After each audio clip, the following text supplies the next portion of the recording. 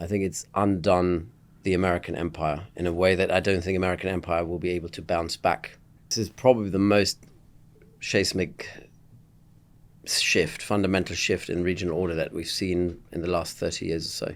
How bad could this have been? Everyone knows you cannot change a regime from the air remotely. It's impossible. We always knew the Iranians had the capability, but it was never proven. And now it's been proven, it's been tested. And they don't need a nuclear weapon anymore to kind of impose their will on the rest of the world. Egypt is an unstable country, and it has become a beggar state in many ways because of the Sisi regime, a beggar state that is taking money and begging for money from Qatar, from UAE, from Saudi. How does Israel stop itself from, walking into destruction? Israel is just a hammer that sees everything as a nail. Everything has to be hammered, hammered, hammered. And you have a problem, you deal with it through coercion, not through consensus. Are there any other spoilers? What's the UAE's thoughts on this? Who else do you see trying to spoil this what could be a very new vision of the region? I do think moving forward, the Israel lobby is strategically weakened, thereby their vision for the Middle East that has been imposed on Washington is weakened. The battle between the Israel and the Gulf lobby, that is going to determine Middle Eastern policy going forward.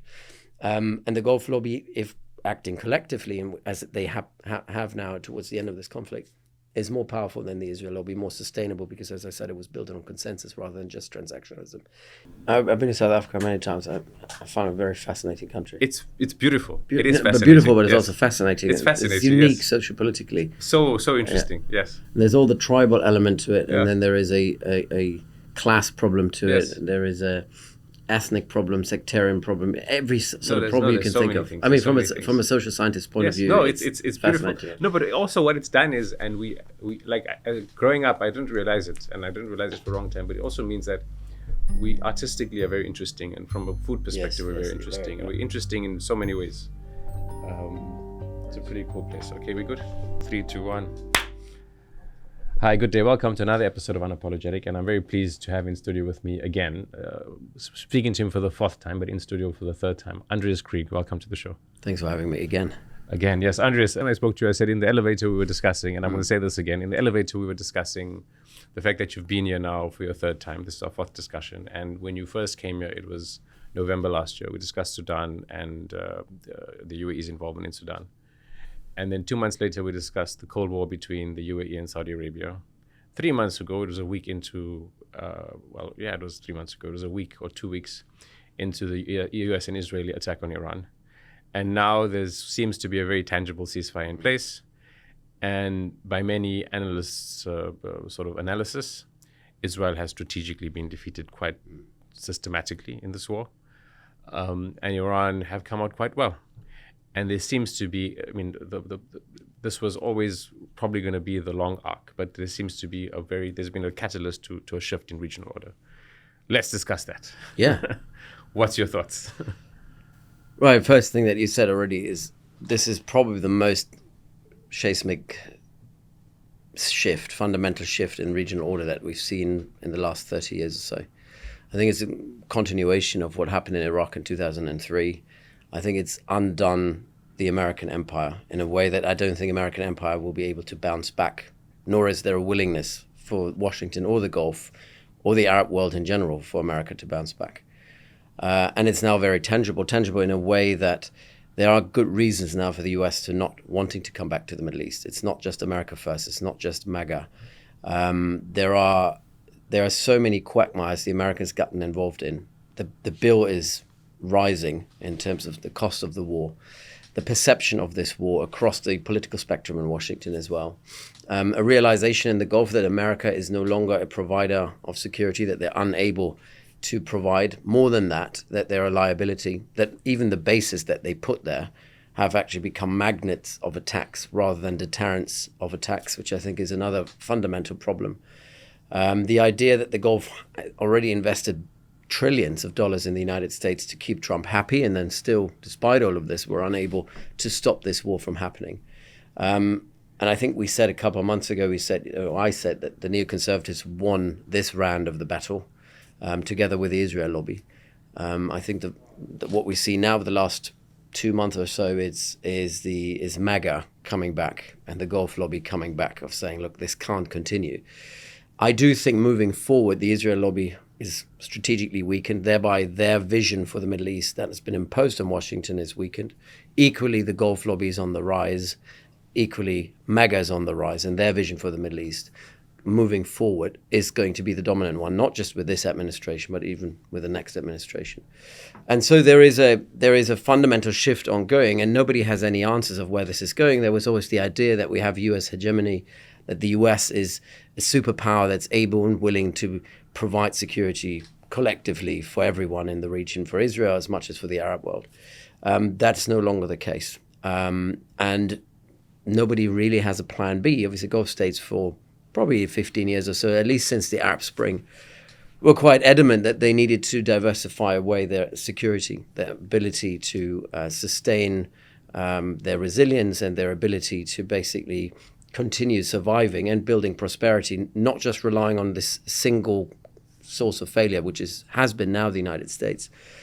But it hasn't been enough. That diversification has been mostly narrative. If you actually now, during this war, it became quite obvious how overly reliant, how entangled the Gulf states are with the United States. And so what we're doing now is, what we see now is there's two levels. One level is a war of a narrative, I think. Much of what we read in the media, most of the social media discourse is about narratives being spun by Iran, by the US, by the Gulf states, which isn't the reality. It's people expressing their aspirations and their ideals and their ambitions of where they want the region to go. But that's actually despite the fact that deep inside they're already realizing that this order that they had prior to this war is not coming back. The idea that the UAE, for example, was saying we're doubling down on the United States, the future is with the United States and Israel, doesn't represent how they're acting on the ground. It's quite the opposite. I think under the table, despite the fact that the narrative has been about defiance and coercion and deterrence, not just in the UAE, but also other Gulf states vis-a-vis Iran, that narrative doesn't hold up when you see what they've been doing for the last 4 weeks or so. All of the Gulf states have been reaching out quietly or not so quietly to the Iranians, to trying to build their own peace, knowing that the US is not going to be there to defend them. I think we're seeing more of an integration, hopefully integration and entanglement with the Iranians, the understanding that they're all prisoners of geography as well, that the US is somewhere 10,000 miles in this direction, but actually Iran is 100 miles on the other side. So we have to find some sort of common ground. So that war of a narrative seems to distract where we're actually going, what's actually happening. And for some, the UAE is a great example again. The UAE is so obsessed with the narrative that they actually have very little in terms of policy to offer. They're obsessed with that narrative, and the narrative has become almost a replacement for policy. And it's also, very much testimony to the fact that none of the states in the region have a good plan B. There isn't an alternative plan B, and there is not going to be a new order in place. So we're going from some sort of crumbling order, because I'm not pretending that the US order was in a good state prior to this war. It was already in decline. It was certainly in decline since the Arab Spring. I'd say it's probably in decline since the Iraq War in 2003 for more than 20 years. But now it's become so tangible that you cannot ignore it. And there isn't a Russia or a China coming in trying to help them out. There isn't an extra regional protector. And there's the fear in the Gulf that, prior, or let's say since the 7th of October, there's been the fear that there is an Israeli military hegemony that will dictate the terms and the pace of conflict in the region. Now there is this other realization that Iran is a bit appearing, at least in the Gulf region, as a hegemon, able to inflict pain, able to coerce and deter as they see fit. And so if you're in the Gulf, if you're in the Arab world, you're somewhat wedged between these two pariahs, Iran and Israel, with which you can't really build a good relationship. And so are you coming up with your own new order, because the US is not going to be there? So I think where we are now is a mess of multipolarity where no single one country is able to dictate the terms and outcomes of conflicts in the region. And so it's a network-centric flux of organic order that constantly changes. And hence why we could have this talk every week, and we'll probably come up with another iteration of this order, because it's constantly evolving. And this mess, unpredictability that comes with it, is highly problematic, because it really goes to the heart of, or undermines the heart of, how the Gulf states look at security and stability. Okay, so you started off by saying this is arguably the biggest shift, the biggest seismic shift in the region in about 30 years. And most likely the U.S. empire now is clearly in retreat. I mean, they're bold statements, but they are substantiated, and you've substantiated them. But I just want to speak a bit about Israel, because obviously there's a many analysts believe, many thinkers think that Israel kind of reluctantly, not they weren't reluctant, but they took the U.S. reluctantly into this war. Obviously, the U.S. has had an anti-imperial geopolitical strategy against Iran, but Israel kind of forced their hand to a large extent. There was a likelihood. You weren't someone who was espousing this likelihood from the discussion we had when the war just started. But there was a likelihood, and I'm sure you would have given credits to the likelihood, and it may still happen, that 3 or 4 weeks into the war, people were thinking this could get really, really bad, because there was some serious infrastructure damage been put on the Iranians. Trump was tweeting out things that were about destroying civilization. We do know that the Israelis, from what they've done in Gaza, from what they've done in Lebanon, from what they've been doing to the Palestinians over 75 years, from what they were doing in Iran at the time 2 months ago, would have done anything. Would have, people were discussing the nuclear option. But even without the nuclear option, the fact that there was a real insistence from the Israelis, and as their proxy in this instance, the US, to maybe bring down the regime or infiltrate the state with militias, etc., that this could have gotten really, really ugly. And now it seems like Iran's government has stood strong. The region has, to a large extent, are now back channeling with them, as they've said. How bad, I think, because we're talking about empire and power. So when we try to analyze victories, it's not necessarily just 5% more, but it's the fact that things are now so different compared to how bad they could have been. How bad could this have been if it went the other way? I don't think there was any. If you would have to build a scenario tree on the 27th of February, just before this started, in terms of how things could have ended up,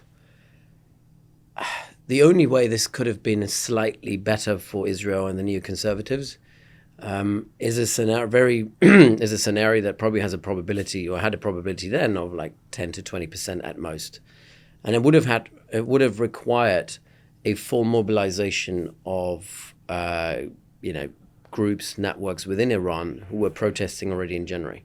That was a very low likelihood at the time, because what happened in January couldn't have just been replicated by the end of February, because the regime had imposed such an immense cost on the people, killing tens of thousands of people. The sort of deterrent effect that was established in January meant that these same people were now no longer able or willing to move, even as US-Israeli air power was in the air. So the idea that regime change could be established from the air, that idea is like, we've been teaching this in Staff College for the last 30 years. Since the 1990s, everyone who teaches operations for any Air Force sort of leadership, command structure, everyone knows you cannot change a regime from the air remotely. It's impossible. So you needed to have some boots on the ground. There weren't any boots on the ground available. The idea that the Israelis were selling to Trump was, we have networks all over. Mossad has infiltrated the civil society. We're able to just, switch on the switch, and suddenly people will start running, mobilizing, and will take up arms and fight the regime. And that was obviously a complete miscalculation on the Israeli side. Equally, the idea that you would be able to mobilize Kurds and Baluchis and minorities inside Iran against Tehran, just considering the strategic depth, the sheer size of Iran, that was not a viable option. The Kurds themselves are not united. The Kurds very early on in Iraq were saying, we don't want to be any part of it. And it seems like whenever there's a problem, the Americans are saying, okay, well, we might have some Kurdish force somewhere that we can mobilize. But that was not even happening. And if you then look at the Kurds in Iran, if you look at the numbers, there were maybe a few thousand fighters that would have been able to mobilize against a network state like Iran, which is kind of the RGC is a militia with a state. If you look at that, 1 million people under arms that they can mobilize against a few thousand people from the Kurds and a few thousand Baluchis, that was never going to be the force to topple the regime. So how bad could it have been? I think it was quite clear in the first week or two that this was going into a war of attrition, of degradation, where yes, air power did a lot of damage, and it was immense. The amount of sorties, the amount of ordnance dropped by the US and Israel collectively or combined against Iran is immense. The damage done to infrastructure is very impressive. So on a tactical level, very impressive conduct of an operation. the big question with strategy is always how do you translate that tactical win into a strategic political outcome that gets you to your theory of success. And there wasn't a theory of success. There wasn't a plan of how to convert these tactical gains into a political outcome. And so how bad could it have been? We could have had more bombing. We could have had, and that was a kind of outlier scenario. That's a scenario that pretty much still stands now. It's completely unrealistic. Even if you'd asked me in February, I'd probably give it less than 5%. I think I'd give it even less than that today, is the scenario of putting boots on the ground, large-scale boots. And even then, big question mark of whether this would have really made a material difference on the ground. And if we talk about boots on the ground, whether it's in Bundar or Bus, there's been talk over the last 4 months of putting boots on the ground, seizing the IRGC naval infrastructure there, or Hague Island, and we've had all kinds of islands being thrown into the mix. We would have had to look at, upwards of 500,000 boots on the ground. That would be a full commitment of the collective, of the whole spectrum of US military power to conduct an operation against what I would consider a peripheral threat to US interests, Iran. It is a threat, but it's a peripheral threat that would have, considering that in the biggest scheme of great power competition vis-a-vis Russia and particularly China, that you are committing the whole collection of US military power, the whole bandwidth to this one conflict, completely unrealistic, certainly for a MAGA president.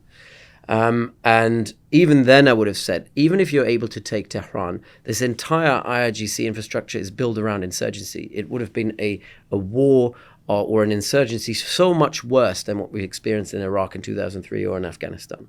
So how that would have really made a material difference on the ground, big question mark. And as I said, extremely unlikely, way too costly. So there weren't any good military options because regime change is always not a good option. Regime change is not something, if you do it through coercion only, you will not be able to sustain and succeed. And also we had a rallying around the flag moment that a lot of people who might have been protesting in January were then coming out, not in support of the regime, but in support of Iran. So you actually created the opposite effect. The Gulf states, I mean, that was what the other thing where the Israelis were trying to get the Gulf states involved. There was this sort of idea of a slippery slope where they tried to defend themselves and thereby inevitably coming along the Israeli war effort and supporting the Israeli war effort, giving it legitimacy, giving it bandwidth, and thereby creating a sort of a new front in this war. Would it have made a difference? I don't think so. It would have been, they're collectively, it's quite impressive what the GCC can put on the table militarily, but would it have made a difference? I don't think so. So in terms of how much worse could it have gotten? Yes, a nuclear bomb, which, the Israelis are crazy. They're unhinged, of course, especially this Netanyahu government. I don't want to, if you look at the rhetoric of Ben Gvir and Smotrich, you clearly see that they're unwell as a country. But would they've used nuclear weapons? Very unlikely. And even if, you nuke Tehran, you nuke some of the urban centers, would it have broken the will of the IRGC network state to resist? I would say no. So ultimately, then it could have been just more force, more ordnance dropped, more people killed, more infrastructure destroyed. And I don't think without a significant, sizable boot on the ground to hold and seize territory for an extensive period of time, the regime would have not caved. When I spoke to you in I think it was the January discussion, it was when there were protests happening, and we discussed what would be the likelihood of the US trying to instill regime change. At that time, it wasn't, not through war, but through some other stand. And what do they want? What do they want from Iran? And you mentioned that from your perspective, the US is looking for the IRGC, elements of the IRGC to start dealing with it in a way which was different to what the IRGC's dealt with it previously, in the sense that they're looking for, possibly to lift sanctions because the IRGC could profit from that and then remain in place and become actually a new market, not just for the US, but for the Gulf, etc. Right, now taking that analysis into, let's keep it and park it there. And now there's a new reality to some extent in Iran. What's the new reality now? Because now, Ali Khamenei has been killed. There's definitely a shift in whatever leadership faction was in charge to now, right? Whether it's big or small, let's discuss that. But what now? I mean, in terms of the IRGC and where they stand and what they're now looking for, other than the fact that they want a lasting peace deal, right? What's at stake for them now? You think the IRGC wants a lasting peace deal? Because I mean, possibly, because I think fighting all the time could be problematic. Yeah, well, peace deal means they don't want to continue fighting, but they Yes. also don't want to. I think they're quite happy with a limbo state for an extended period of time, which makes it very bad, where the sort of state we're in. Because here you have a Trump administration with no patience, an impulsive man surrounded by sycophants, and you'd be surprised to see how much of a micromanager Trump is in the negotiation even. You'd think he delegated that to J.D. Vance. That's not the truth. That's not the truth. Ultimately, it's still Donald Trump who micromanages it. So his perception very much matters. And he's never been, I mean, if you look at his art of the deal, which is, it's a joke really, if you look what has been achieved or not achieved in Iran, it's like the opposite of the art of surrender in many ways. But, he's up against the IRGC and an Iranian bazaar mentality, if you will. And I'm not saying that in a derogative way. It's the idea that everything is up for negotiation, right? The price is not agreed until you sign the contract, and you might never sign a contract. That it's stalling. It's also the ability of them not to say no, because that's part of the negotiation tactic, right? They're not going to say no. They say yes. Why not? We're quite happy to meet. But that meeting could go. You might be in a spiral. Or in a loop of never-ending conversation around the same topic without ever coming to a resolution, because it keeps it buys them time, it buys them momentum, and it's also an extremely complex state. And I always describe Iran as a network state. It's not hierarchical in the sense that Saddam's Iraq was, or even the UAE are in many ways. It's not authoritarian. It is authoritarian in that way, but not in terms of there's not one omnipotent man. It's not an autocracy. So there isn't a supreme leader. There is a supreme leader, but he's one hub of power that's surrounded, like a satellite, by smaller hubs of power that all report to that sort of idea of the supreme leader. When we can talk about Mujtaba Khamenei as a supreme leader, which has been somewhat in hiding for the last 4 months. So he has an impact over negotiations, but ultimately, what they have to do is they have to find consensus within to then go and negotiate. And it's not Arakchi and Ghalibaf who I think have, in pretty much, from what I hear from negotiators, have really negotiated in earnest and, in good faith and, with trust. These guys are just the front of a very, very diverse spectrum of opinions in Iran, and different hubs of power having different interests, even within the IRGC. So Wahidi is certainly, as the new IRGC chief, one of the most powerful men in the country. But he himself has to manage a network of different entities and opinions and ideologies within the IRGC. We always talk about hardliners and less hardliners. I mean, this is a country of hardliners, harder liners, and hardest liners. There isn't any soft liners anymore in Iran. And that there is a collection of different opinions of whether you even should negotiate with the United States. Because, for 50 years nearly, they've been, the big Satan has been the United States. Now you're meeting directly with them, and you're potentially making concessions. And there are some who say we should stay in this permanent state of procrastination, because procrastination is what Iranian negotiation has always been about. If you look at the long process that got us to the JCPOA, the Iran nuclear deal in 2015, you see that there was stalling, procrastination, deference, and ultimately you got to a deal after a long process. And at that time, it was the Omanis who were hosting it. And this, if you look at the mindset of Iran, and you then looking at Donald Trump, who anyway only has two and a half years left in office, the Iranians they might just play on time and say, let's see how long this goes. But I want to say that there is a unique opportunity, and there are some in the IRGC who realize that, and that goes back to the thing I said when we last spoke in January about the idea that the IRGC, or that even the United States wants to giving the IRGC, making the Iranians an offer that is so good, is better than any offer I think the Iranians have received in the last 50 years. An offer that ultimately sees a comprehensive deal about the nuclear issue, a comprehensive deal over some sort of containment of capabilities, but not surrendering capabilities. This is not a dictate of Versailles. This is not a complete surrender of the Iranians, obviously. But there is a scenario where people in the administration around J.D. Vance, even Kushner and Witkoff and others, believe that there is a potential to build a gateway into a market that is untapped, the biggest market in the region by far in terms of consumers, highly sophisticated market with massive human capital, probably more sophisticated human capital than you would get in any other country in the region. And large, massive size. Obviously, people always focus on the energy sector. There's so much more. There's science, there's tech. And the Iranians have been able to maintain this despite the fact that they've been under the most cruel sanction regime for decades. And so lifting sanctions, opening up that market, opening it up to outside investors. I'm not saying that lifting sanctions will immediately bring trillions of dollars into the economy, but you can build up. And if that opening up comes gradually, there is an immense potential for the Iranians and this regime, for the IRGC in particular, which runs most of the economy, to profit from this, build an economy that serves the people, serves itself, keeps itself in power, and build an Iran that is probably more powerful than it has been for a century. And so and this is why I'm thinking there must be some in the RGC who understand that this could be at the end of this process. I think this is a massive incentive that people downplay and say, "Oh, this never going to happen." And this is a U.S. administration that wants out. I think Trump has been, what he's made in terms of concessions for this MOU is quite remarkable.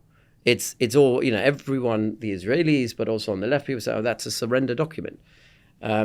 But, I don't want to frame it that way because Trump doesn't like the sort of narrative of surrender. He certainly doesn't see it that way. It's also an opportunity for the Iranians. It's an opportunity for the United States. It's an opportunity for the region. Unless you sit in Israel, you probably see this as a massive opportunity now. But the idea is that you bring the Israelis in down the line once Iran has opened up and the economy is flourishing. So the IRGC should be in a position now to use this opportunity to build something. And this is why, for me, it's mind-boggling that there's some hardliners who think they shouldn't negotiate at all and just sit this one out. Because for the Iranians, yes, they've shown resilience, they're able to inflict pain on their neighbors, but to what extent, to what end, to what, what is it that they ultimately want to achieve? If you want to stay in your little medieval resistance mindset of resistance for the sake of resistance because you are this perpetual you have that long traumatic experience of being victimized by the rest of the world, which sits very deeply in Iranian strategic culture. If this is all you're going to worry about, very similar to Israel, by the way, this idea of victimhood and being victimized by the rest of the world, then that is a trauma that will hold you back. It makes you a terrible decision maker, terrible strategy maker, and it will undermine your ability to seize opportunities when they arise. I mean, the mere fact that 40 leaders with Ali Khamenei was killed means that in all likelihood there's a younger crop of leaders who have less direct trauma from the revolution and from the Iran-Iraq war and all of the U.S. actions. So, I mean, I'm assuming you would agree that now that the likelihood of that deal from the Iranian side is more likely. And you mentioned that, Trump only has 2.5 years. I mean, you never know with Trump. He may do something else. But let's assume there's someone else after Trump. There's either a Republican or a Democrat. Well, do you see them moving in the same direction towards something like it sounds like what you're saying is there's this direction that actors want to move to, which is, slowly becoming more friendly to Iran, giving them more breathing space, and with the IRGC being able to maintain their power, becoming more open, right? Do you think that momentum will continue? It really depends. So the Israel lobby is not dead. They have, they've lost the battle. I don't think they've won. They've lost the war yet. I'm not talking about the Iran war, but in the biggest scheme of things, they're not giving up. And if you look at the tantrums that a lot of them are throwing on social media, a lot of their very prominent talking hats, you see that they're really doubling down on undermining the MOU and saying diplomacy is a terrible idea. Qatar as the chief mediator, terrible country. Pakistan, terrible country. Everyone who's trying to build peace, terrible. We want more war. And that's not just Netanyahu. Netanyahu is a very big part of it. But I think what happens in Washington is key. And if you look at the Israel lobby, the collective pro-Israel lobby, you're probably the most prominent figure in power, close to power right now, is Marco Rubio. And he went to the Gulf last week. And if you look at the meetings he had in Kuwait, Bahrain, and Abu Dhabi, it becomes quite clear that he has an alternative vision. He's not openly defying Trump, and he's not openly going against the sort of direction by the president and the vice president. But his narrative is much closer aligned with that of Israel. A lot more pessimism, a lot more, we can't trust the Iranians, and we need to build up deterrents, and we have to show force. And if the Iranians don't do X, Y, and Z, we will coerce them.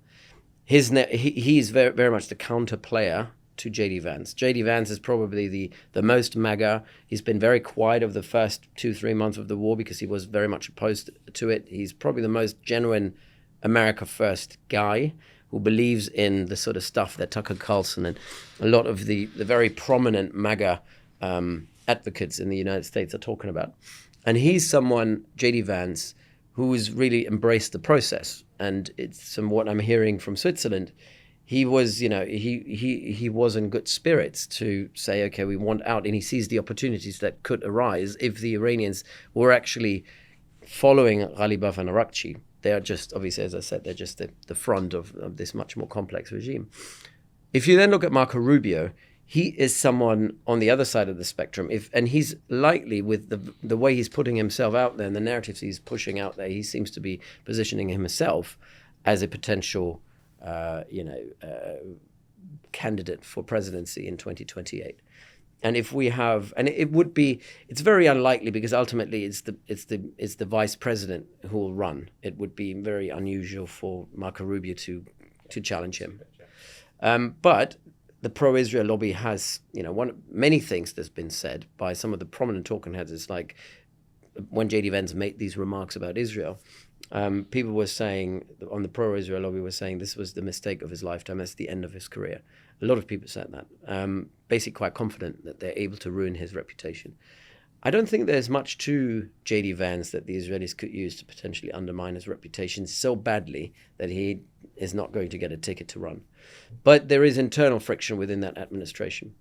If a Marco Rubio type, if J.D. Vance and Marco Rubio running on together, unlikely. But the sort of Marco Rubio types are a threat to this process because they're neoconservatives. They like the Israeli. They've internalized the Israeli idea of fighting because for survival, and it's very similar to the hardliners in Iran. Fighting for survival is the only option, and we're going back to war. For now, I think J.D. Vance is in a good position. Donald Trump, as I said, micromanaging, is still on site. If the Iranians are not entirely stupid to undermine it, and a lot of the stuff that happened over the last 4 or 5 days suggests the Iranians are quite stupid. They don't never miss an opportunity to miss an opportunity. Then we are on a maybe not very linear, but we're on a trajectory that should lead us to some sort of agreement. I don't think in 60 days, but in the next 2.5 years. 2.5 years, that's a long time. Yeah. Who are the other spoilers? So you've mentioned the Israelis, you've mentioned Marco Rubio, and the neoconservative element within, the state of the White House, the hardliners within the RJ, the hardliners of the hardliners in the IRGC. Are there any other spoilers? What's the UAE's thoughts on this? Who else do you see trying to spoil this what could be a very new vision of the region? Look, neoconservatives in general are a problem. And they don't just exist in Washington and in Israel. They do exist in Abu Dhabi as well. The UAE has made a very interesting metamorphosis, or has gone through a very interesting transformation in terms of rhetoric and also action. There's been an internal friction between MBZ and Tahnoun bin Zayed, the UAE president and the national security advisor, two brothers who have kind of different visions for how to tame Iran. The MBZ one was about defiance, coercion, deterrence. The Tahnoun bin Zayed approach has been one of engagement, entanglement, doing a bit of what they've done already before, of trying to, if Iran has enough of a stake in the survival of the UAE because they can use it for getting access to financial markets and whatnot, then they have less of an incentive to attack the UAE. I think Tahnoun won this battle, and he certainly changed the rhetoric and the stance and the posture of the UAE. But MBZ is very much a neoconservative.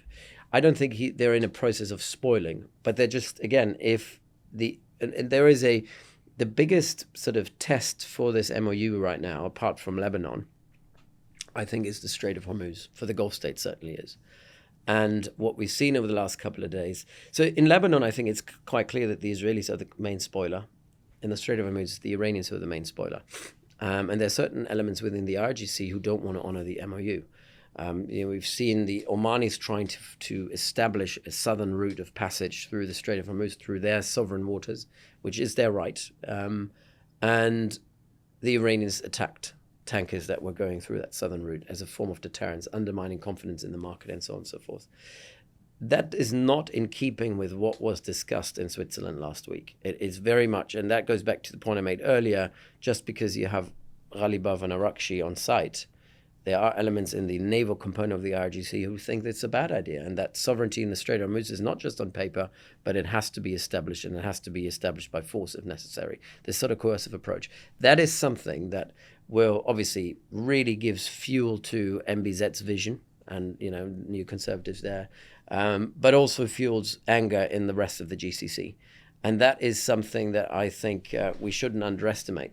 But apart from that, I think the Europeans have an interest for this too, because they will be the ones who bear the burden of whatever comes out of the Strait of Hormuz. Whatever sort of regime we're going to put on the Strait of Hormuz will affect European customers more than anyone else, because we're so reliant, as well as obviously Asian markets.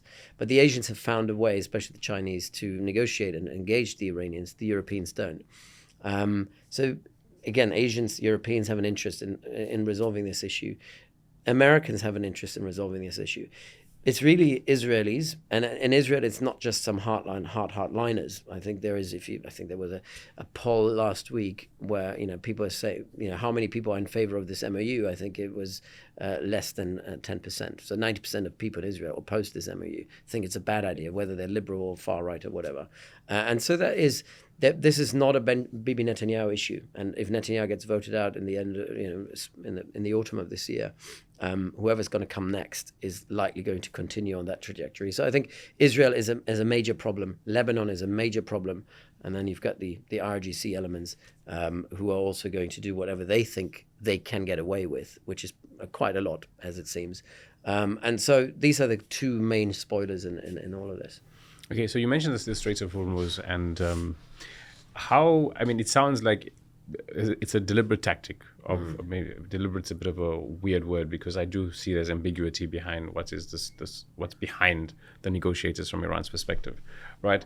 But and then you've also mentioned 2.5 years in terms of getting a deal. So it seems like there's. I'm saying 2.5 years because that's how long Trump has in office. No, which is what I mapped with, right? So it's clear that it sounds like there's a view in Tehran that prolonging the negotiations and keeping ambiguity around Hormuz is empowering for them. Mm-hmm. Explain if that is so. Explain why that is so. Well, the MOU is full of ambiguity. How are you going to resolve 50 years of conflict in 14 points on a 2-pager? You're not. And there've been a lot of back and forth of the 2 weeks before the MOU was announced over wording and phrasing and commas and all that sort of stuff. But it needed a degree of ambiguity for both sides to actually come around the table. And that was the difficult thing. We went from a high-intensity conflict with a massive sort of strategic underbelly. I mean, if you look at a conflict is like an iceberg. What you see, the issues, which are the tip of the iceberg. The 90% of the iceberg under the waterline is all these unresolved issues that you don't see. And you kind of, with this peace deal, address all of it. You're trying to address all the stuff under the waterline as well. It's not just the issue of this war. It's not just the issue of Lebanon or the issue of Hormuz. And that is extremely ambitious. So I think the Qataris have made a very, very good effort in trying to build, and that's their diplomacy of small steps, of saying, let's try to get them around the table, agree to a framework, make it ambiguous in certain areas. That ambiguity will obviously be problematic because both sides have different interpretations of what this entails. And if you read the point on the Strait of Hormuz, there is ambiguity about it. And freedom of navigation, yes. But the Iranians saying we are ensuring freedom of navigation, but on our terms and through our channels. And some people in Iran are saying this is within the confines of the MOU.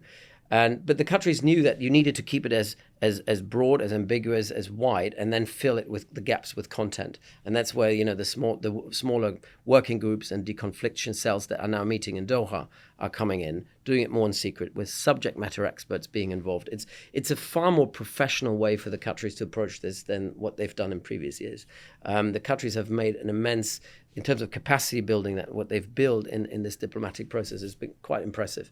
And so this is not just improvising. This is very strategic, very, very procedural as well.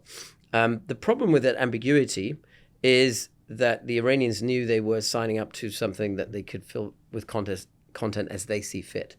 And now what they're trying to do with the Strait of Hormuz is they're just trying to, through coercion, to impose their will, through aggression, imposing their will on the GCC. And it undermines all 6 of the Gulf states plus Iraq's interests, because all of them are abutting states to the Persian Gulf, and all of them have, for them, the Strait of Hormuz is the artery to get to the global economy. They all have an interest in it. Ideally, and there's been a lot of different models being thrown around of how this management could look like. This management, in an equitable way, would be one where certainly the sovereignty of the actual waterway of the Strait of Hormuz is between Iran and Oman. That's very clear.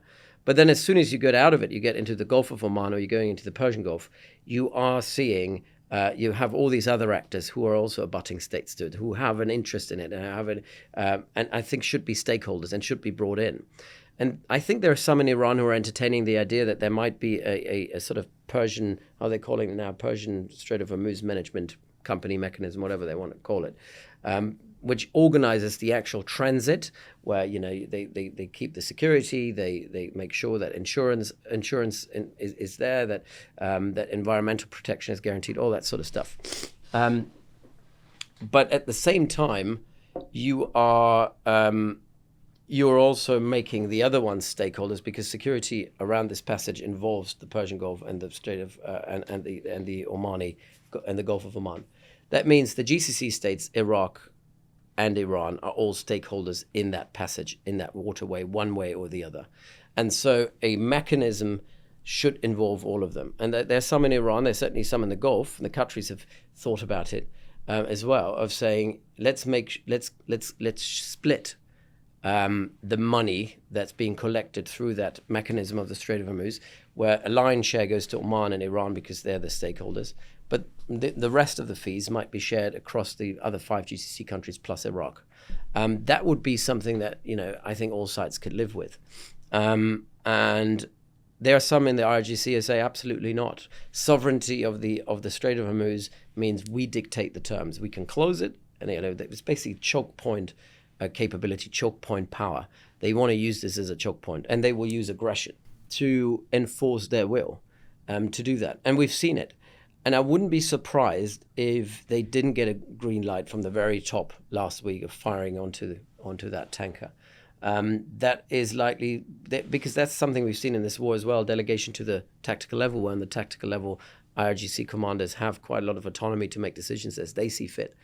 And there's some of the IRGC who also see this as a major money-making scheme, right? If they collect the fees, and some are saying the fees could be in the billions of dollars, some in Iran wish them to be in the billions of dollars, then this is something that will go through the IRGC Navy.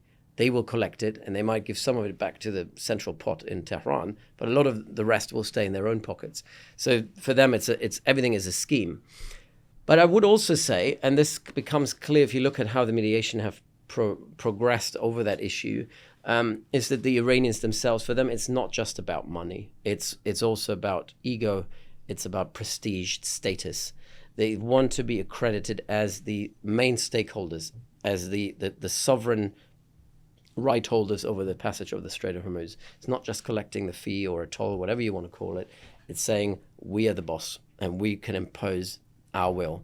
And so by that, and that is unfortunately the outcome of this war. We always knew the Iranians had the capability, but it was never proven. And now it's been proven, it's been tested, and they don't need a nuclear weapon anymore to kind of impose their will on the rest of the world. I think this is far more powerful, far more acceptable than the use of a nuclear weapon. It's far more powerful as a deterrent as well.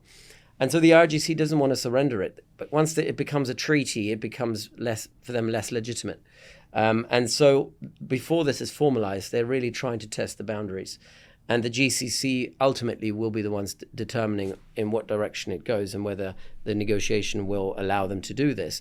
I think Trump himself is not really in a position. He wants this issue to be over. It doesn't affect the U.S. economy that much. But I think any sort of solution Trump will be happy with. But it's the GCC who will have to stand up for the right lines. Okay, so you've been talking a lot about the GCC in this last answer, and I want to move the focus to Saudi Arabia, but not yet. the initial thoughts as this war was occurring, and as we saw U.S. bases in the GCC countries, for now excluding Saudi Arabia, occur, there was this idea that these bases are a liability. It's clear now that these countries need a security pact with the U.S. and I mean not with the U.S., with Iran. And I think that's clear, and it's easy for someone seeing this and following it just a bit more than superficially to see why that trend would occur.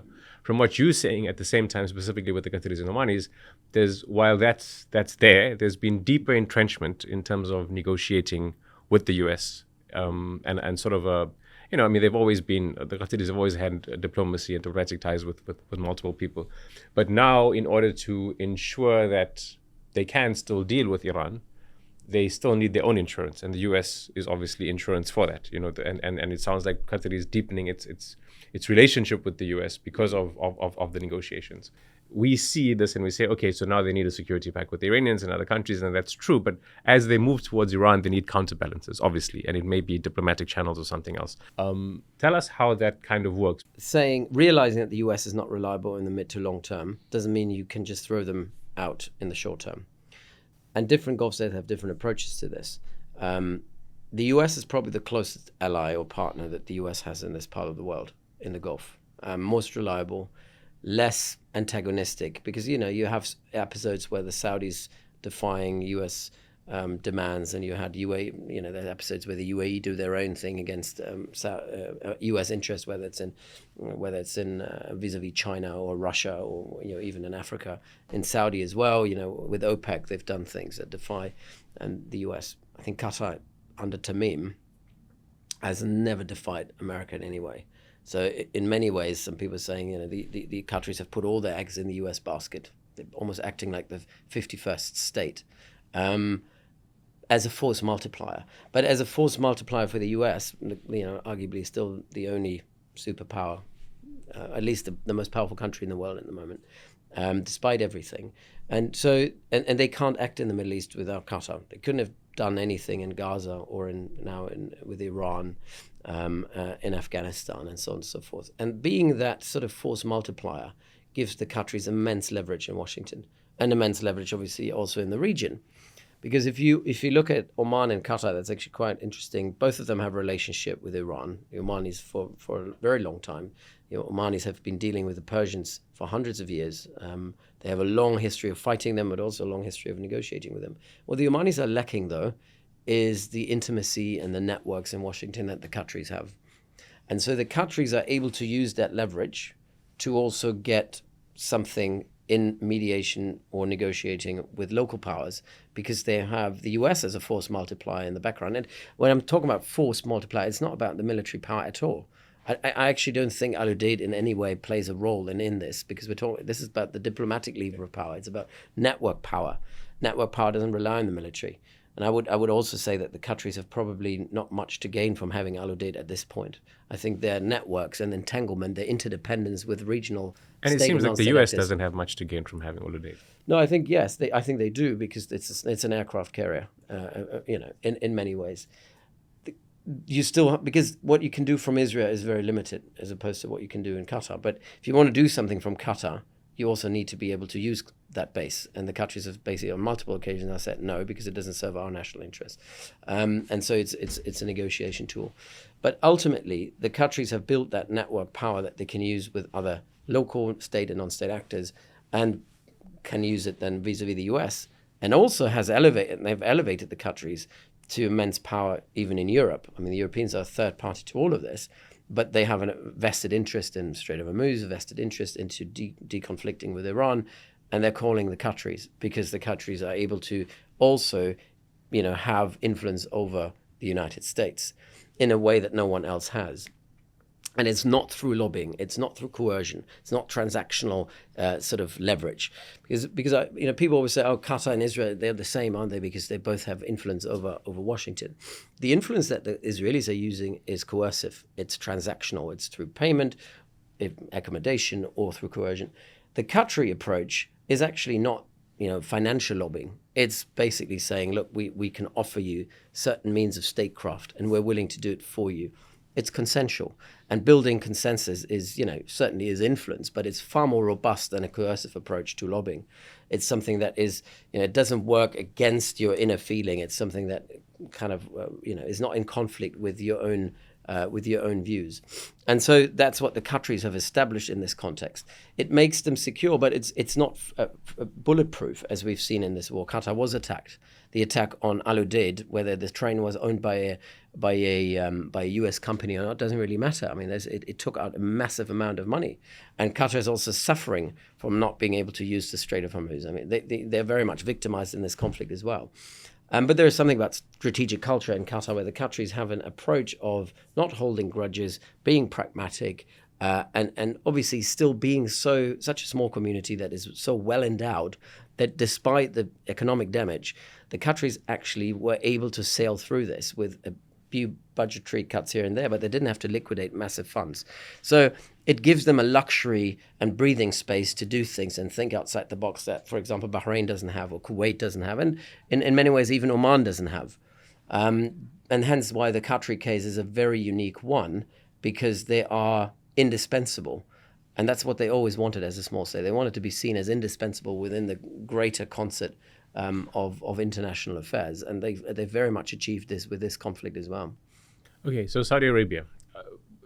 Saudi Arabia's response to the war, many people, because like you said, there's a narrative war and then there's what's actually happening on the table. So in the narrative war, there was all sorts of various reports been planted in various media that MBS was, very pro taking out Tehran, and then there'd be other media reports later on that would be less of that view. What's from your reading and from your understanding and from, the networks you have, what has Saudi Arabia's skin in this war been, and where does it stand now in terms of the fact that we're moving out of the war? Where does it stand now in terms of the regional order?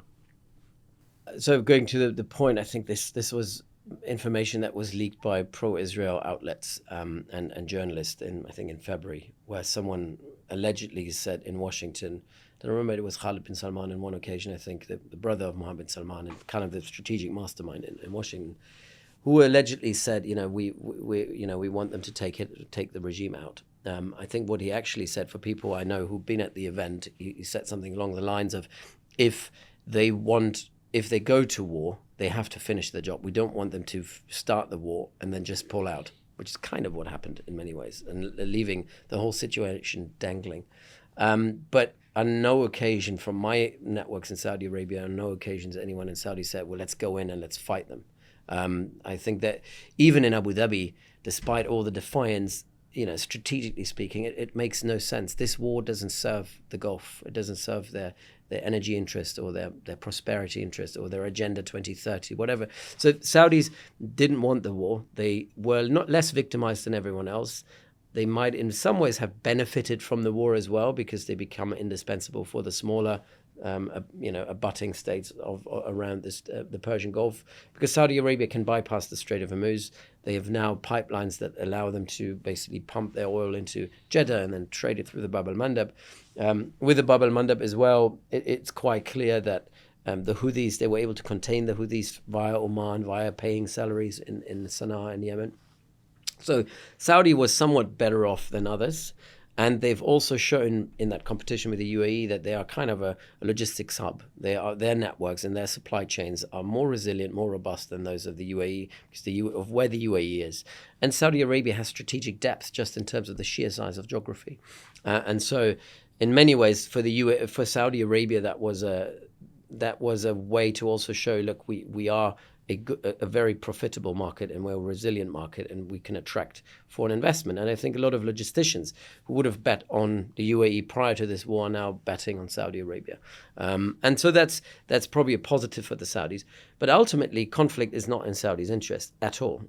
They would like to see, and they've maintained, by the way, a relationship with Iran throughout the war. Yes, they kicked out, I think, their ambassador at some point, but the embassy remained open. There have been formal contacts with the Iranians.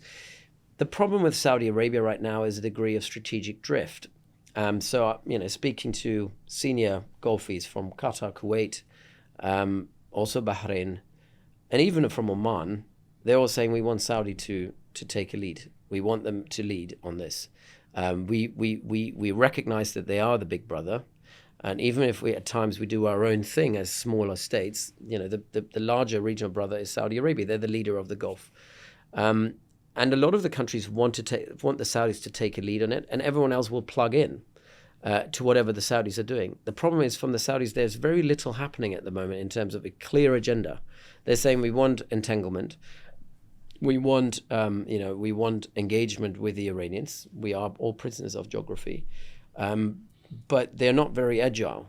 And I think we talked about this when we talked about the conflict between the UAE and Saudi and Yemen. The agility is sometimes lacking in Saudi Arabia. So they're like an oil tanker that moves very, very slowly when they steer. And at the moment, every day there are new developments. So you need to be very agile. You have to be on your feet. You have to make decisions very quickly. And the Saudis are not very good at that. Ultimately, though, this war is an opportunity for Saudi Arabia to rebuild its posture in the region, as everything is crumbling down, this old regional order. And the multipolar order that's being built at the moment would see Saudi Arabia as being one pole vis-a-vis Israel, vis-a-vis Iran, vis-a-vis Turkey.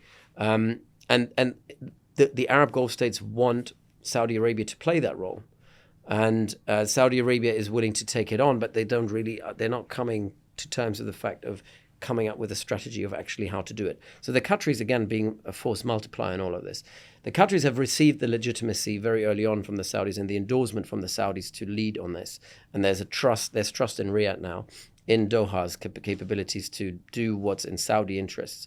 And the Qataris are quite happy to play that role. So we're miles away from where we were during the blockade, where there was friction. I think in terms of intimacy, I would probably say that Qatari-Saudi relations now are better than they were in the years leading up to the blockade. And that's remarkable. Mutual trust.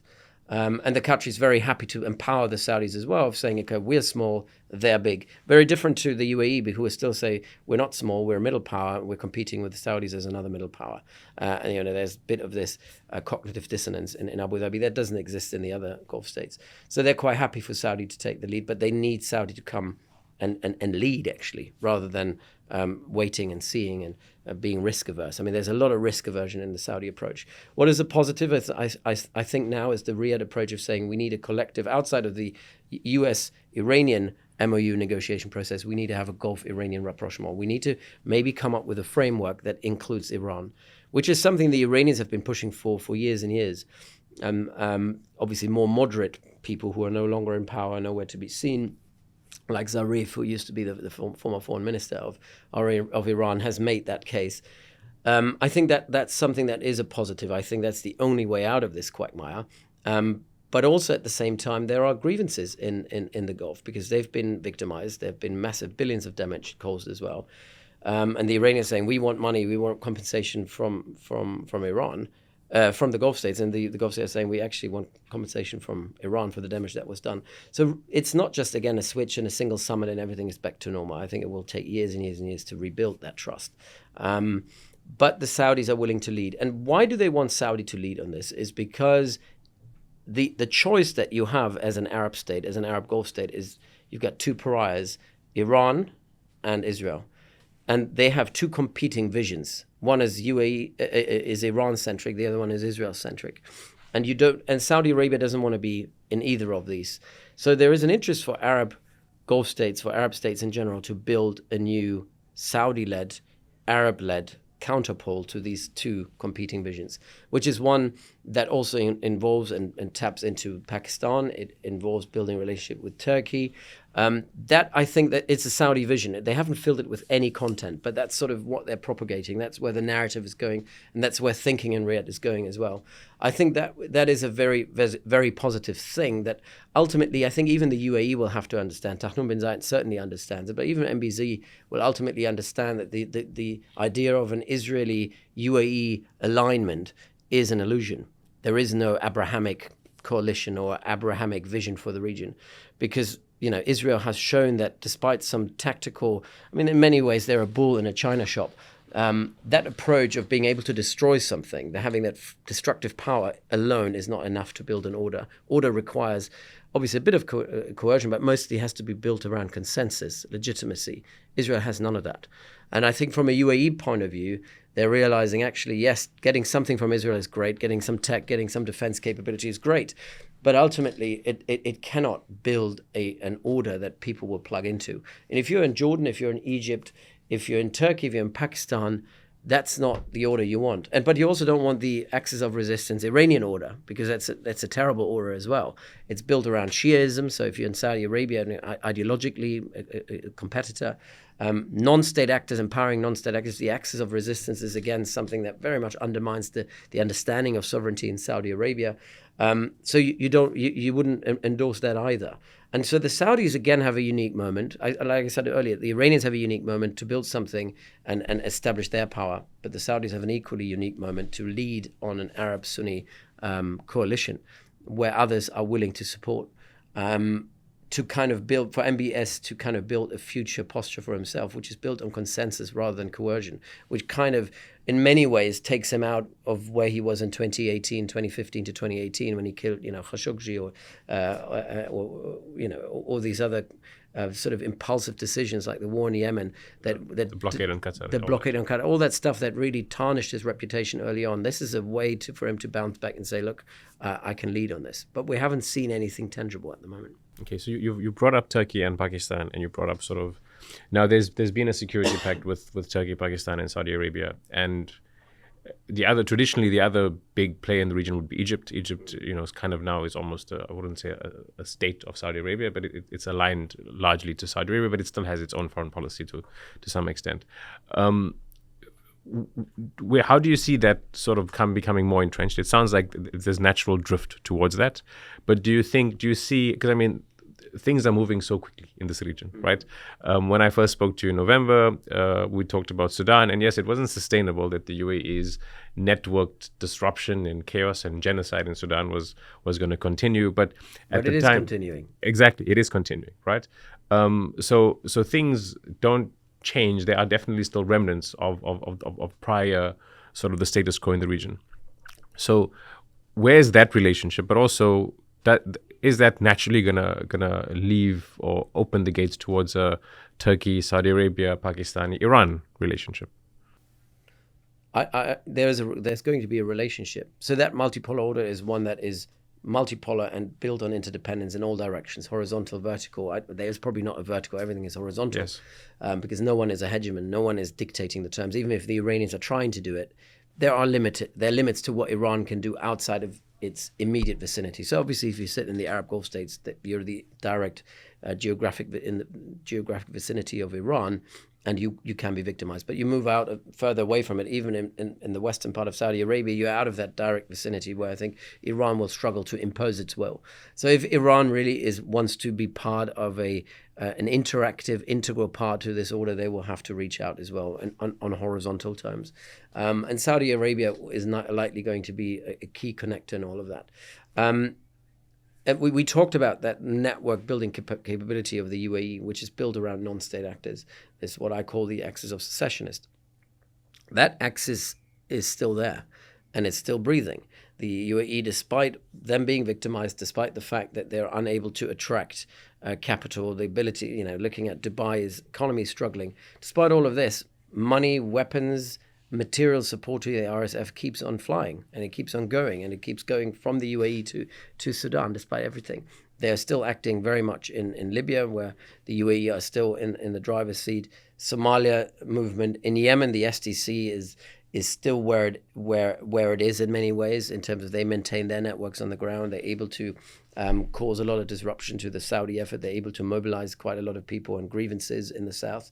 And so the UAE, by extension, has maintained their influence there as well. So it's not like the UAE's axis has in any way been diminished by this war, quite the contrary. The question is, what good is it if you're being victimized? The axis has not helped the UAE to stay safe. So it's not a project actually to build security in the for Abu Dhabi in the way that the axis of resistance has been able to build some sort of security for Iran. Saudi Arabia still has not has anything in it, to compete with that Saudi axis. With that Emirati axis. So Saudi Arabia is still struggling in many ways to come up to actually generate influence outside of its borders. But it's probably why the other GCC countries wanted to take the lead. They see it as a more reliable, trustworthy, less malicious actor. And it plays within the confines of international law. It has a similar vision for sovereignty and stability like other Gulf states have. So I'm not advocating for Saudi Arabia to build its own axis of non-state actors, obviously. But I'm saying that what we need to do, what Saudi Arabia needs to do, it needs to build alliances and networks of other sorts in other parts of the region.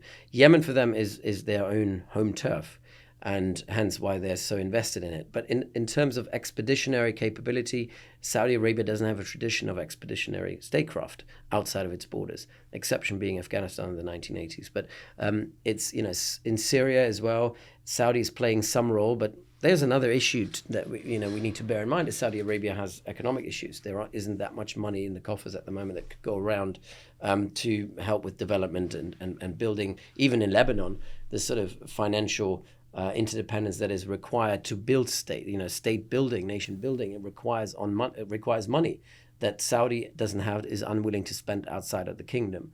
And so they are relying, they need force multipliers. Qatar could be a force multiplier. I think in Lebanon, what the Qataris have done on the surface with the Lebanese armed forces of paying salaries, they're doing that very in close alignment and cooperation with the Saudis, and that works in Saudi's favor.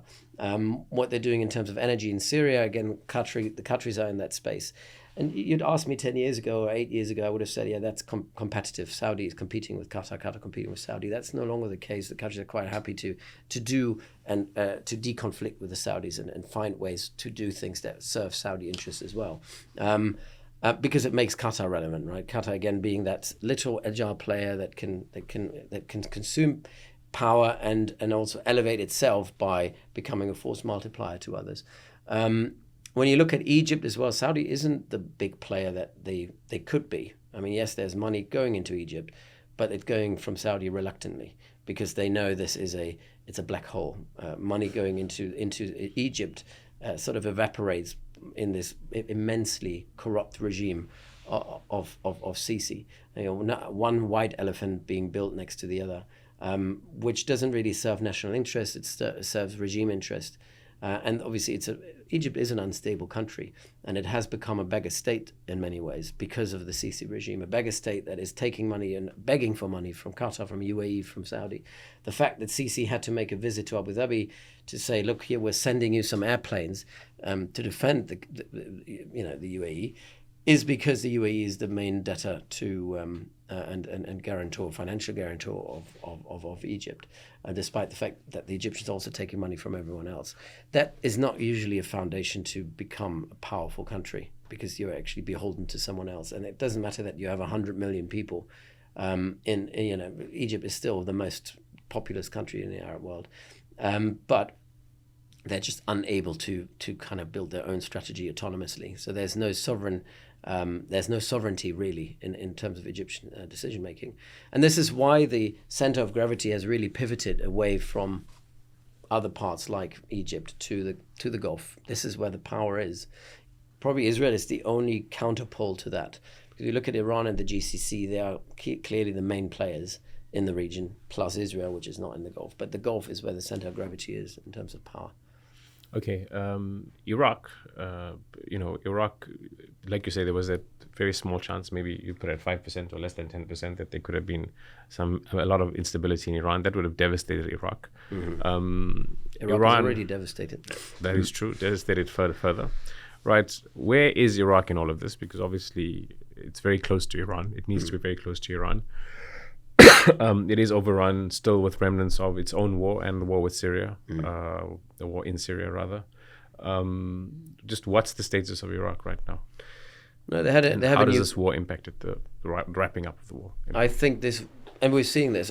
First of all, in terms of territorial integrity and sovereignty, Iraq has been victimized and violated in many ways by Israel. Not just because of the penetration of their airspace, but we know of one major base that the Israelis have built in Iraq, We know, and there were likely more than that. They're likely more in Kurdistan as well, in the KRG Mossad operation, forward operating bases.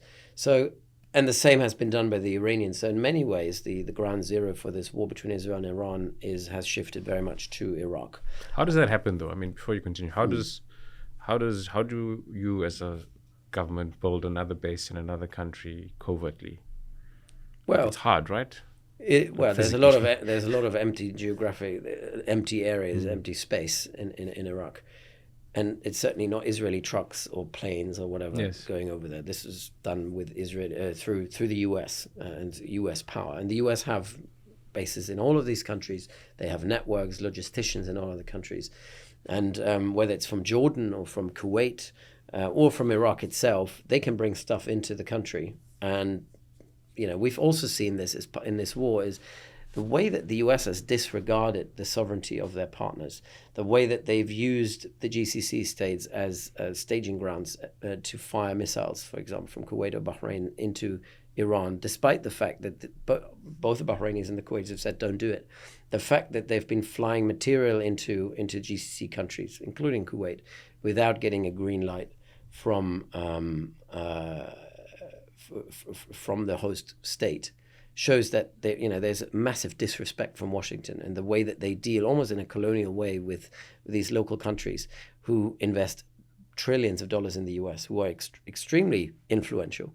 And I wouldn't be surprised, and the same is true for Jordan, where the US would, very much not just overstay their welcome, but in many ways exploit that intimate relationship that they have to serve their own interests and furthering the interests of Israel.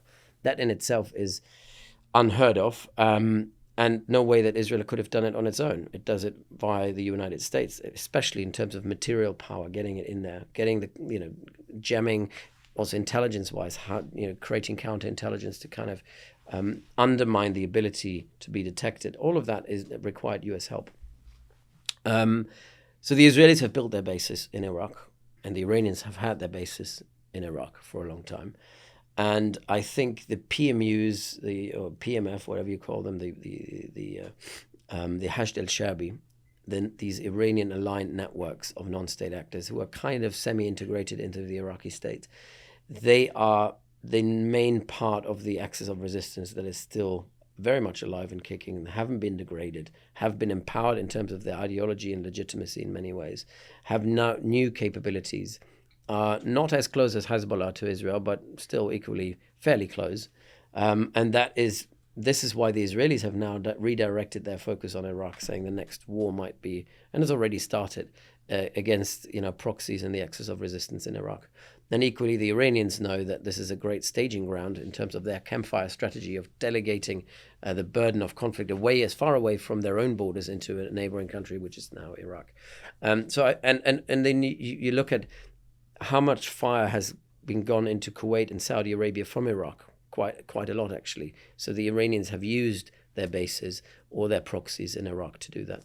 And so for Kuwait and Saudi Arabia, this is another problem where they now need to realign their thinking about air defense and potentially forward defense as well into Iraq.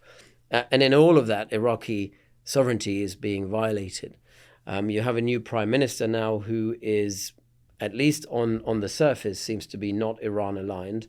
Is certainly a better alternative to someone like Nouri al-Maliki, who's very much an Iranian proxy, but is still someone that over time in that system, and that's the problem in the system of Iraq, Iran is so deeply invested, deeply integrated into the system of Iraq, that over time, if you're a bureaucrat or you're a leader in Iraq, you eventually realize there's only that much you can do to defy Iran. Eventually you have to come around and work with the Iranians. And so over time, there is this risk that the ID might also fall into that camp.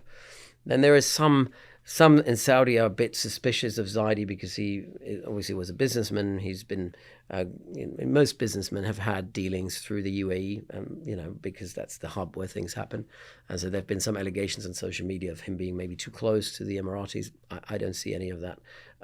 But there is, again, there is a lot of stuff happening where, the Gulf states don't really know if that's the guy they can do business with. And there's a suspicion that prime ministers, they come and go in Iraq, and they start off as being seem on the surface good alternatives to a pro-Iranian candidate, but then over time have to accommodate the Iranians to stay in power. And no strategy or policy on the side of the GCC to actually do something with Iraq, because what really needs to happen, and I hope that this war is an eye-opener for that, for Saudi and for Kuwait, for example, in particular, because they are so close to Iraq, to maybe build financial entanglement with local communities in the south of Iraq. That would be a game changer, because ultimately the only way you get Iran out is by providing local communities in Iraq with an alternative to Iranian money. And that money or investment or development aid could come from the Gulf. And it wouldn't be much. It wouldn't have to be billions and billions of dollars, but a few hundred millions in terms of one of the interesting projects was one of building a power grid that integrates Kuwait, Saudi Arabia, and Iraqi power grids. It will have positive ripple effects for local communities. That's that sort of stuff. Investing into infrastructure in the southern parts of Iraq would make people have less grievances, because what Iran is thriving on is grievances, social grievances. That's what it's not just sectarianism. And they're able to provide just a little bit, as they do in Lebanon, to aggrieved communities. You take these grievances away, the idea of resistance becomes suddenly very unattractive. And so there's been some thinking in Saudi and in Kuwait over the last couple of months of saying maybe we can do more rather than just a military approach to Iraq. Maybe there's a social political approach that we can take. Okay. Specifically, I mean, Syria has been impacted in the war in a number of ways, as they always are, but specifically they've been impacted because of Lebanon and because of Israel's, real destruction of a large part of southern Lebanon. They obviously were, I'm assuming, hoping there'd be no war. The war has come and came. Sharaa was already, had a very tenuous job. He needed to kind of relieve sanctions. He needed to ally with Israel in order to sustain his power, create alliances with Turkey. I mean, Turkey to a large extent has empowered him, and with Saudi Arabia and Qatar. There's still always the element of militias and sectarianism rising. How tricky has this been for Syria and for Sharaa, and how do you see the Syrians navigating the post-war sort of status quo? The post-Iran war? The post-Iran war status quo, yes. I think Syria is still one of the most interesting markets, again, looking at it through the lens of markets and development in the region. There is a lot of instability, and there's a lot of things that we usually don't see when we look at traditional development scales and overviews, where we're saying, okay, the state is not a unitary one. There is competing power sources. There is a lot of non-state actors not integrating into the state bureaucracy. But despite the insecurity and unpredictability that comes with it, it's still a fairly united country. It has a immense potential economically, socially, a lot of potential for growth as well, because after years and years of conflict, there is a country that is likely going to be very successful in a few years' time, and a market that is completely underinvested. So you can buy stakes in that project very early on. And so you mentioned Saudi and Qatar going in, but Emirati companies as well, and Emirati sovereign capital, but also private equity is going in. And so the progress has been fairly positive, and there's obviously a lot of Turkish equity going into Syria as well, because people believe in the geography of Syria. Despite all the insecurities that Syria has, Syria is just positioned in such an interesting geostrategic space, also becoming potentially quite relevant if you are trying to bypass the Strait of Hormuz, which I would caveat and say there isn't a way to get completely to not rely on Hormuz 100%. That's not going to happen. But there are alternatives. So alternative supply routes and pipeline routes from Kuwait or from Qatar going through Iraq and Syria. These are things that people are looking into. So in terms of energy security, in terms of trade corridors as well, alternative trade corridors going from the Gulf through Syria or Iraq and Syria through the Mediterranean. So Syria has all that to offer. I think the greatest problem still is Israel along the border, because Israel sees Turkish influence as a major threat. And there's this narrative being built up now, this sort of scarecrow of after Iran, it has to be Turkey, which is completely bonkers, obviously. And I think the Turks are not necessarily taking it seriously. It's not going to be an overt war, but they're seeing al-Sharaa as a proxy of Turkey. And so they're saying Turkey's now on our doorstep.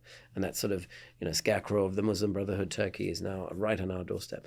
And so the Israelis are selling this to themselves for a security reason, selling it to the world and to their networks of saying, we need to have a foothold in Syria in the south. We need to have a buffer zone there, although that buffer zone is a buffer zone of the buffer zone they already created in 1973 with the occupation of the Golan Heights. But they're selling it to themselves and selling it to the hardline ideologues of who want a greater Israel. It's like, we need to have that territory. But the IDF sells it to itself as saying we need that buffer zone because al-Sharaa can't be trusted and he's a proxy of Turkey in that way. That in its and them meddling and trying to engineer the social fabric by engaging with minorities such as all kinds of minorities, especially Christian minorities, This is something that engineering that Israel is doing in the south is potentially problematic, and it could be its source, and that's what they're doing. It's a subversive approach to undermine al-Shara's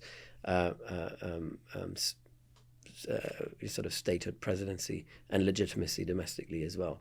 That I think is a problem moving forward. The Syrians need this problem to go away, but ultimately I think this war has also a lot of opportunities, because Syria is seen as a better alternative to Iraq. It does have a lot going for itself, and there is now political global consensus that al-Sharaa is the guy. US support is important. European support is important. I think even the Russians are coming around. The Chinese are coming around. So there is great power interest to make sure that Syria is a success story, and hence why I'm a bit more optimistic than I am with Iraq or Egypt or other players. Okay. I mean, a lot of what we've spoken about now, it's all occurred because of Israel's, massive bombardment on Gaza and its genocide there. I mean, its degradation of Hezbollah brought Sharaa to power. Israel has, to a large extent, it's not just the immediate dragging of Trump into Iran, it's the gradual dragging of the U.S. state into engaging Iran that's really begun or accelerated at least once Israel started in a post October 7th environment. So Israel has, degraded Hamas. It has genocided Gaza. It has destroyed Palestinian life to a large extent, and it has destroyed a lot of Lebanese life and Lebanese infrastructure. But it's clear now, it's becoming clear that strategically they've just been walking into one blunder into another. I mean, it's blunder after blunder after blunder. They also, you mentioned Ben-Gvir and Smotrich, the Netanyahu government, the fact that more than 90% of the population, are against the MOU. How does Israel stop itself from, walking into destruction or walking into a relationship with its neighbors that is completely unsustainable, which eventually weakens its own ability to, function and exist and remain and collaborate and normalize in the region? Israel has been in a spiral of self-victimization since its inception. It builds on Jewish victimhood, but then has tried to replace Jewish victimhood with a forward defense of saying we never want to be victims again after the experience of the Holocaust. We want to be on the forefront. We want to answer any sort of victimization with strength, and preemptive strength as well, overusing, disproportionate use of force to basically say we are actually strong. Ultimately, Israel is a small state. It has no strategic depth. It's inherently insecure in terms of where it is positioned. It's insane for a country like this and of that size, surrounded by, in the way that it is surrounded from all sides by Arab and Muslim majority countries, not to have constructive relationships with its partners. Because even the relationship with Egypt and Jordan has been very much on hold. It's a coercive relationship. It's a coercive one, but it exists on paper. It's no longer one that is in any way bearing any fruit. So they can't really rely on that. And depending on what Israel is doing next, we can't rule out fundamentally that Egypt and Jordan are not taking some action against Israel if they're going on that trajectory. There are red lines, they might be crossed, and the Egyptians, the Jordanians might take action. So Israel is completely isolated globally. It's completely isolated in the region. I can't think of maybe, apartheid South Africa. But apartheid South Africa wasn't a small state surrounded by much stronger states. But Israel is so isolated. I can't think of any other player that has no connections to the outside world or no connections to its immediate neighborhood. And obviously the Israelis will blame the Arabs for that, saying, oh yeah, we always wanted it, but they never wanted. But if you look at the reality of the fact is they've never really made a constructive effort, because if you see everything as a threat, everything as a challenge rather than an opportunity, you have that sort of bunker mentality of digging yourself in, of saying, I'm surrounded by baddies who are trying to kill me, so I have to kill them first. And that exists in Israeli strategic culture. There's a lot of writing on it. But it has been amplified tenfold or more across Israeli society since the 7th of October. And you speak to Israelis about this, people who I would have considered to be sort of centrists, balanced, who are saying, we have no choice in Gaza but kill this sort of massive, they really have amplified Hamas into a larger than life sort of actor that wanted to commit genocide in Israel. And if that mentality means that they can't see beyond the threat. Same with Hezbollah. Hezbollah is seen as the most challenging, fundamental, existential threat to Israel. And I'm not saying they're not, but there are ways out of it. And the one way out of all of these problems is diplomatic. It's political. It's engagement rather than confrontation. And, and I've said it many times, Israel is just a hammer that sees everything as a nail. Everything has to be hammered. And you have a problem, you deal with it through coercion, not through consensus. It's coercion externally, the way that, and I think the problem isn't just, we're looking at the regional context. Ultimately, Israel hasn't even been able to maintain a consensual relationship with its most important security guarantor, which is the United States. Their approach to Trump and the deal, the approach to J.D. Vance has been one of coercion. The way that weaponized narratives, the pro-Israel lobby, against Trump, they're digging themselves. I mean, for me, it's mind-boggling. I can't understand what the thinking is behind it. Do they think they can coerce Trump into surrendering and saying, okay, sorry, too much pressure from Israel, we'll have to go back and do whatever Israel's purpose is? The multiple times Trump has told Netanyahu to stop, and Netanyahu still uses the collective lobby to kind of attack Trump. That sort of a coercive approach is completely counterproductive. Israel is sitting already in a hole that they can't get themselves out of by themselves, and they keep on digging and digging and digging. And a lot of the regional players are looking at this and shaking their head, because, to be honest, there is a readiness now in the Arab world that didn't exist in the 90s or in the 2000s, when Israel was a far more normal country, despite all its flaws. There's now a consensus to saying, actually, we're quite willing to build a relationship. We're now in a very rare moment of catastrophe where something has been broken, and once something breaks, there are opportunities to build something, and now something has been broken. There's an opportunity to rebuild, and rebuilding, I'm not just talking infrastructure, I'm talking rebuilding relationships, building a new order. There is an opportunity for Israel, if it was acting like a normal country, to have a relationship with the Arab world, and not just with the UAE and the Abraham Accords, but being a constructive, integrated element to that regional order. There is that opportunity, but the Israelis don't see it. And it's not Netanyahu, it's not Smotrich, it's not Ben Gvir. You look at Bennett, you even look at Yair Lapid, who certainly was centrist, maybe even center-left at some point. Their narrative isn't very different. It's still Hezbollah, Hamas, Syria, Turkey, Iran. So all this sort of threat environment that they have built up cognitively, which is not necessarily always built on facts, that is being shared quite widely across Israeli society. And it's trauma. It's a traumatized country, and that trauma about the 7th of October has been amplified so much that it's been internalized. It's social psychological trauma. It's not individual trauma. And so usually when you're in that sort of trauma space, what you need is therapy. And I don't know who's been able to help the Israelis with that.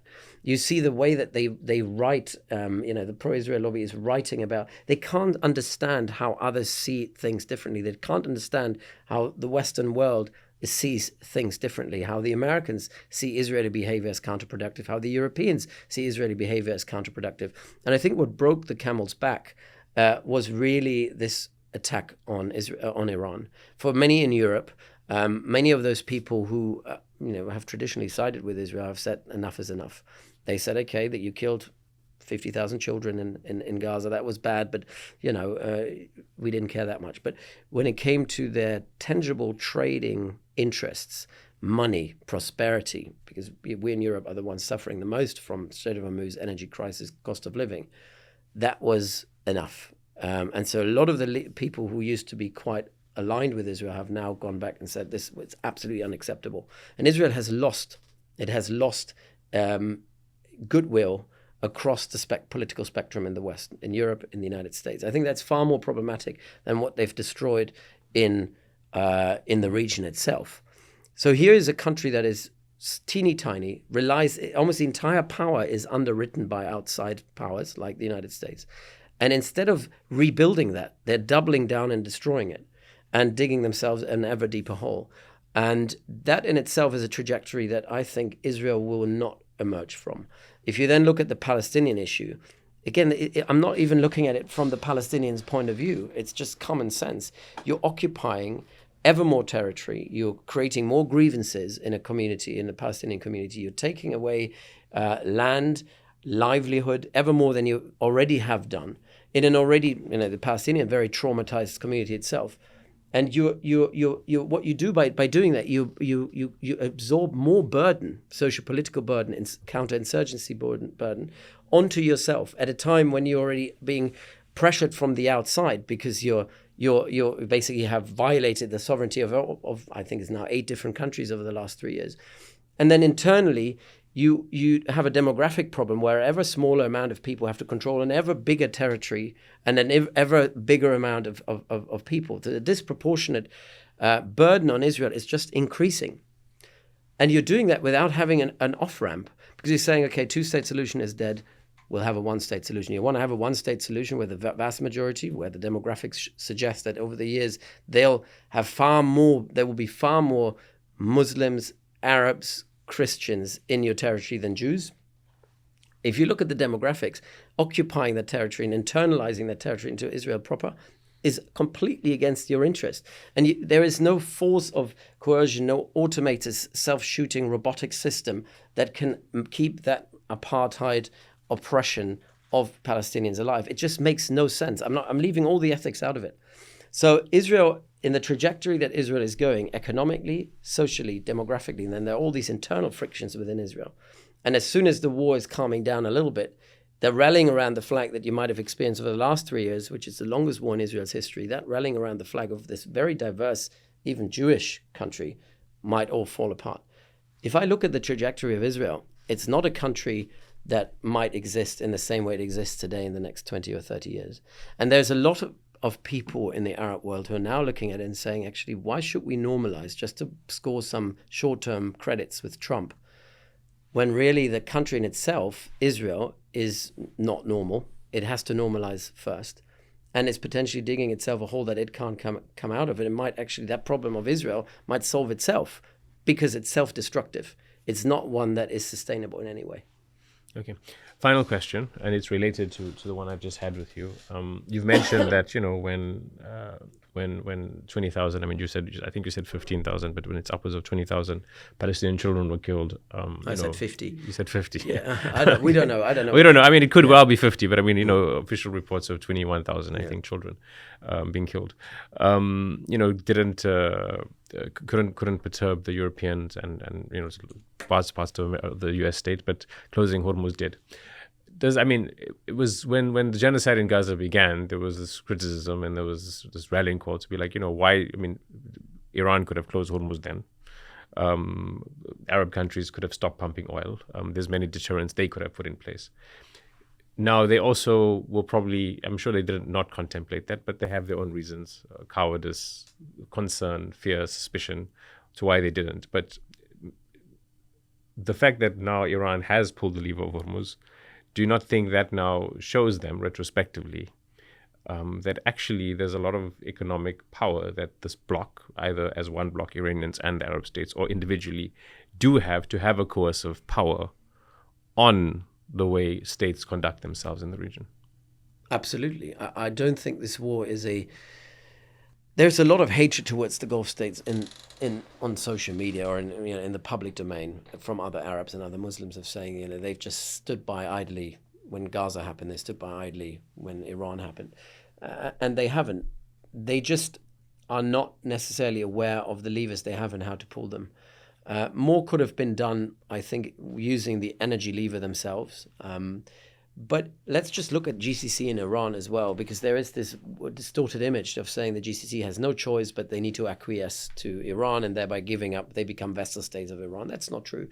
If Iran wants to grow, if it wants sanctions lifted, if we say that ultimately the IGC has an interest for this to happen, then that can only happen through the Gulf states. The gateway to Iran is Oman, is UAE, is Qatar, maybe even Saudi Arabia. If they want to open up their market, investments will most likely come from these countries. These countries will buy a stake in Iran. That in itself is an incentive, transactional incentive for Iran to keep these friends quite close, or partners or neighbors or whatever you want to call them. And there's billions of dollars still frozen, obviously, across the Gulf of Iranian funds that will only get released if Iran is playing game. And they understand that. There is no unfreezing of assets until Iran is coming forward and not just negotiating in good faith, but actually at least keep the MOU alive and do what you agreed to in the MOU. These are incentives. In terms of interdependence as well, they have an aging energy infrastructure. Iran is one of the potentially biggest energy producers in the world, but they're still using 1970s technology in gas and oil to actually refine and build and produce the products and get them to market. Saudi, UAE, Qatari investments into that energy infrastructure will boost that economy. But they will only do it if they see themselves an incentive. So I think the IGC needs to understand that, yes, they have a lot of coercive power and disruptive power through drones and ballistic missiles. But ultimately, they have an interest in making sure that the Gulf states are secure because they're a lifeline themselves. That money is not going to come from the US or it's going to come from Europe. If it comes from private markets, these private markets need facilitators. And these facilitators of private markets are the Gulf states. Gulf states are the most closely connected to global financial markets. So if Iran wants this, there is their incentive. And ultimately, there is a military lever of power that the UAE have used, that the Saudis have tried to use. But collectively, I think the GCC is now on a shopping spree that is unprecedented.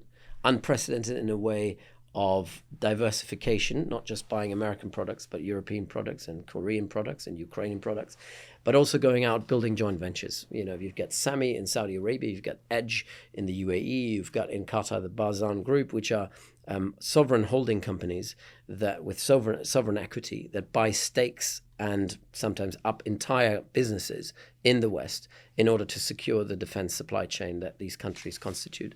And that in itself makes them major players, the Gulf countries, in European defense industry, US defense industry, and also gives them leverage because they will determine what will be produced where, and it will give them a stake in it. I think it will change the global defense industry. If you look at how much money is being unlocked now, trillions of dollars, I would suggest, are being unlocked right now in the defense industry. That is leverage, again, making that where a lot of defense contractors in the West are now looking at the Gulf as the future, whether they produce locally or produce in the West or wherever they are situated. That in itself means the Gulf will collectively build a massive military power and force, not just as a deterrent, but also potentially as a forward operational capability. If the Gulf finds, the GCC as an organization finds a way to actually pool this and integrate, and where there's a lot of friction and animosities within the GCC at the moment, so I'm not overly confident that the UAE and Saudi Arabia, for one, will just sit around the table and share capabilities and intelligence, because it's not happening. It's not happening across other Gulf states. We're at a very, very low level of integration, despite the fact that this is not the European Union or NATO. But if the GCC would bring it to the next level, where intelligence is shared, capability is shared, where countries effectively integrate their military forces, This would be a very, very powerful collective military force that could be used to deter Israel, to deter Iran. And it will, because there is so much money there, if it's done smartly, it would be something that is of global status. There is an opportunity here for the Gulf states to build leverage in that respect as well. So there's the economy, there is military, there's diplomacy as well, because the relationships that the Gulf states have globally, not just in the region, make them extremely indispensable. There's energy. Obviously, we talked about that already. You take all these things combined, then the Gulf states are not victims in it. They're not vassal states of either Israel or Iran. The problem is realizing that the leverage is there and understanding how to unleash it and build on it.